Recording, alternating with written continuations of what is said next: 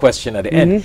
So your parents, are your parents religious? I know that might be very personal, but why I'm asking that, they're it's very because, religious. you know, of your motivation, how it happened, because it's not normal for parents to have one boy child and send that boy child into full-time dean. Absolutely. Many a times people have one becoming a doctor, a lawyer, a businessman.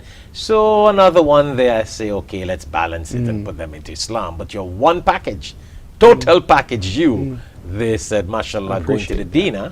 MashaAllah. I think that is very, very impressive. No, alhamdulillah, alhamdulillah. All praise first goes to Allah subhanahu wa ta'ala. Secondly, my parents, they weren't always so into their religion. Right now, they're extremely, mashallah, very pious, very religious, very involved in the deen.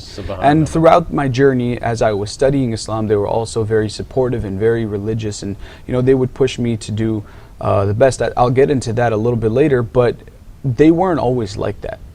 And to highlight that, the fact that you just stated that, subhanAllah, it's not the first desire or the first wish of every parent living here in the West and from the immigrant community to want their children to be, especially ulama, the one boy child. Exactly, ulama and stuff like that. Sometimes they don't even, that option doesn't even cross their mind because of the environment in which they live.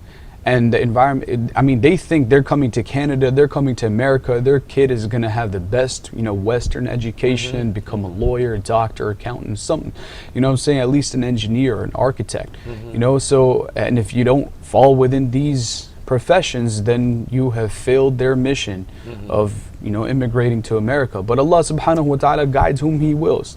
And once, Allah gave my parents a little taste of that guidance, and they offered me to, start the, hifz program, the memorization of the Quran in the madrasa. Initially, I never really... what part of Canada are we talking about? Toronto. Toronto. Specifically Whitby, Ontario, which is 20 minutes east of Toronto. Right, so I started my journey over there, and when I first started, it was a little bit far-fetched because I couldn't even memorize 2 lines of the Quran. When I got there, I had memorized Ayatul Kursi, I had memorized a couple of surahs from the back of the Quran, but memorizing the whole Quran seemed a little bit daunting. It seemed a little bit challenging. This is 9. This is 9, right? In the 4th grade. I left the 4th grade of public school to join a madrasa which had both school and hifz.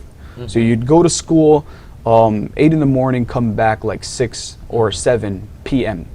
right? Because all those morning hours are for the Quran, but then they don't compromise on secular education as well. Right, so they do proper grade school with all of the subjects, and they have like a separate area for that too.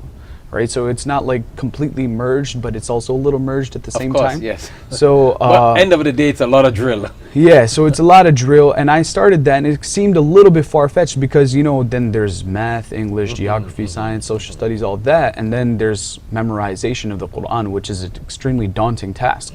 Memorization is not easy because once you memorize something, that doesn't mean it's over. That's just the beginning. Maintaining it and preserving it is a whole another ball game. So when I started it, I couldn't even memorize 2 lines. Right, I know, Mona, you're familiar with the 15-line Quran, of course, right? Yes. And the 1 page, 2 lines of those, memorizing that was a very difficult task.